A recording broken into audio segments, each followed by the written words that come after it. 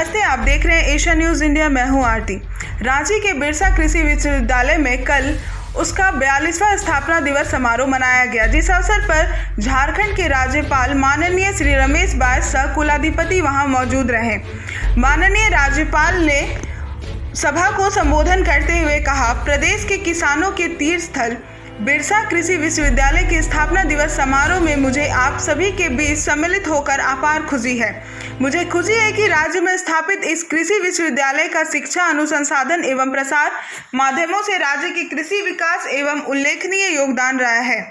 विश्वविद्यालय राज्य में कृषि के विकास की दिशा को निरंतर तकनीकी मार्गदर्शन प्रदान करने हेतु प्रयासरत है।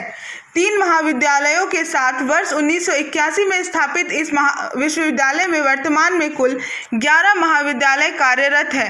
विगत 4 से 5 वर्षों में विद्यार्थियों की संख्या में 4 गुना से अधिक बढ़ोतरी हुई है।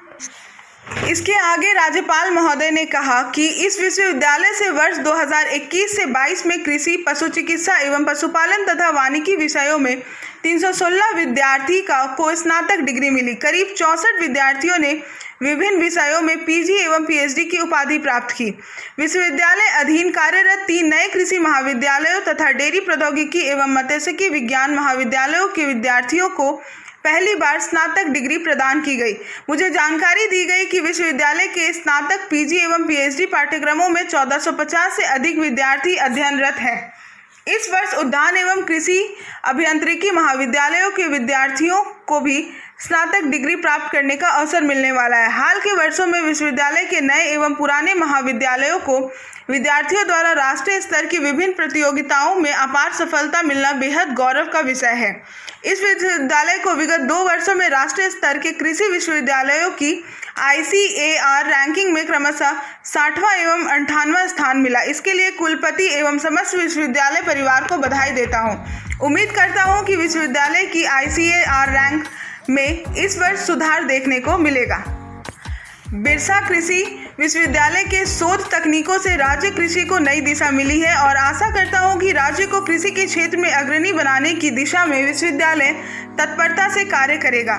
झारखंड एक कृषि प्रधान राज्य है। यहाँ की 70% से अधिक आबादी गाँवों में है एवं कृषि ही उनकी आजीविका का मुख्य साधन है। यहाँ के किसानों को कैसे उनकी फसल एवं उपज का उचित मूल्य मिले, जिससे उनकी आय में वृद्धि हो, इस दिशा में कृषि विश्वविद्यालय को सोचना होगा और पहल करनी होगी। हमारे वैज्ञानिक किसानों को वर्षा जल संचयन के प्रति प्रेरित करें। हमारे किसानों को इसके प्रति जागरूक होना आवश्यक है। हमारे कृषि विश्वविद्यालय को हमेशा राज्य के विभिन्न क्षेत्रों में किसानों की समस्याओं एवं समाधान हेतु प्रयत्नशील रहना चाहिए, ताकि किसानों के जीवन स्तर में सुधार हो।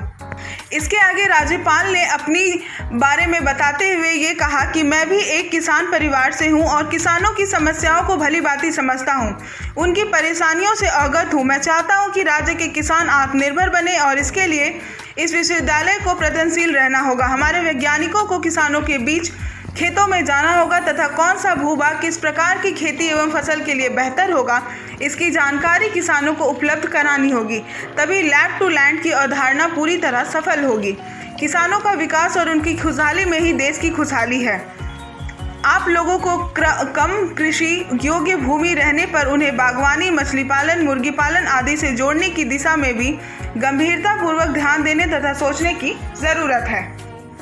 मुझे बताया गया कि ICAR के सौजन्य से संचालित विभिन्न अखिल भारतीय समन्वित अनुसंधान परियोजना के शोध कार्यक्रमों तथा जनजातीय उपयोजना कार्यक्रमों के तकनीकी हस्तांतरण से राज्य के किसानों को लाभ हो रहा है और उनके आय सृजन में बढ़ोतरी हो रही है। यह खुशी की बात है। जनजातीय बहुल इस क्षेत्र में स्थापित बिरसा कृषि विश्वविद्यालय में अपार क्षमता एवं संभावनाएं हैं, जिसे हाल के वर्षों में विश्वविद्यालय से साबित किया गया है। विगत 2 वर्षों में विश्वविद्यालय के वैज्ञानिकों ने राज्य के किसानों के हित में स्थानीय परिवेश के उपयुक्त विभिन्न फसलों के दर्जनों उन्नत किस्मों का विकास किया है, जिसे स्टेट वेराइटल रिलीज कमेटी एवं सेंट्रल वेराइटल रिलीज कमेटी से अनुमोदन मिला।